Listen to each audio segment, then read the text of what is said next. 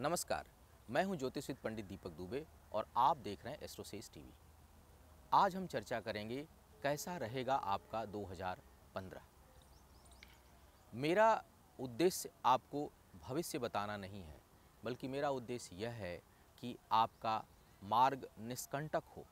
अगर रास्तों की जानकारी पहले से हो जाए कि उसमें किस तरह के उतार चढ़ाव आने हैं और कौन कौन से मोड़ आने हैं, तो रास्ते के बारे में निर्णय लेना आसान हो जाता है।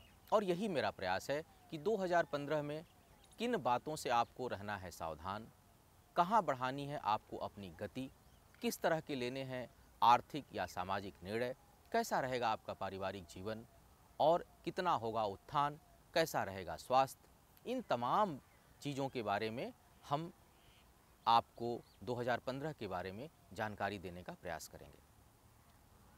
एक दो बातों पर आपका ध्यान आकर्षित करना चाहूँगा। पहला यह कि यह जो भविष्य फल मैं बताने जा रहा हूँ 2015 के लिए, यह लग्न पर आधारित है, चंद्र राशि या सूर्य राशि के आधार पर नहीं है। दूसरी चीज़ यह कि ये जो परिणाम हम बताने जा रहे हैं आपको, यह सामान्य आधार पर होता है। आपके जो वास्तविक परिणाम होंगे वह आपके जन्म के समय ग्रहों की स्थिति, वर्तमान में किसकी दशा चल रही है, किसकी अंतर्दशा चल रही है, इन तमाम बातों को ध्यान में रखना पड़ता है। अतः किसी विशेष परिस्थिति या कोई विशेष कार्य आप करने जा रहे हैं तो किसी विद्वान से परामर्श अवश्य कर लें। आगे चर्चा करेंगे कैसा रहेगा 2015 वृश्चिक राशि के जातकों के लिए।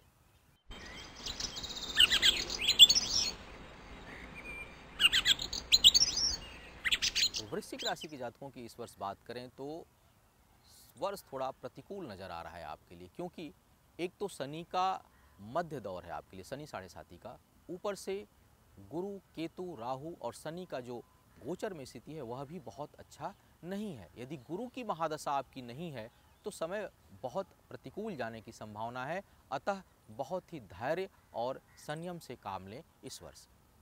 किन किन चीज़ों पर रहेगा प्रभाव इस वर्ष आपके लिए, देखते हैं। शनि की 7.5, केतु पंचम भाव में, और शनि आपके शरीर पर, शनि की 7.5 भी, अर्थात स्वास्थ्य और जीवन साथी के संबंधों में आपको बहुत परेशानियां उठानी पड़ सकती हैं। यदि पहले से ही कोई विवाद चल रहा है और विवाह के समय या आपकी जन्म कुंडली में भी सप्तम भाव प्रभावित है, तो विवाहित जीवन के प्रति भाई आपको बहुत सतर्क रहने की आवश्यकता है इस वर्ष। साथ ही चूंकि केतु पंचम भाव में स्थित हैं तो संतान और शिक्षा संबंधी समस्याएं भी सर उठाएंगी आपके लिए। केवल गुरु कुछ बेहतर स्थिति देने के लिए जो है तत्पर रहेंगे, लेकिन वो भी केवल 6 महीनों तक। आर्थिक मामलों में कोई बड़ा जोखिम बिल्कुल ना लें और नए कार्य तो बिल्कुल ही प्रारंभ इस वर्ष ना करें। अति आवश्यक हो तो बहुत ही अल्प मात्रा या बहुत ही कम जो है वो रिस्क लेकर के आप उसको प्रारंभ कर सकते हैं। कुल मिलाकर अगर देखा जाए तो स्वास्थ्य, मान सम्मान को लेकर भी आपको सतर्क रहना है, स्वास्थ्य को लेकर के आपको सतर्क रहना है, कार्य व्यापार में आपको सतर्कता बरतनी है, वैवाहिक जीवन में विशेष सतर्कता बरतनी है आपको।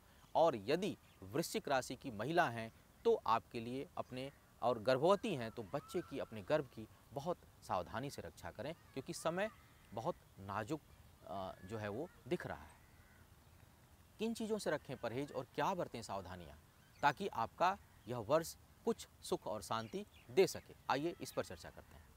सबसे पहले शनि की बात करते हैं तो शनि का मध्य दौर चल रहा है, शनि 7.5 का।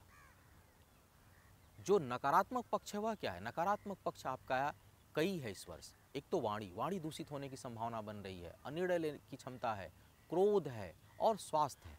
तो क्रोध, स्वास्थ्य, निर्णय लेने की क्षमता और वाणी, ये 4 जो है आपके लिए नकारात्मक पक्ष हैं इस वर्ष के लिए। इन चीज़ों को आपको ध्यान देना है और इन पर आपको नियंत्रण रखना है। सकारात्मक पक्ष क्या है? सकारात्मक पक्ष की अगर बात करूं तो वह है आपका मनोबल।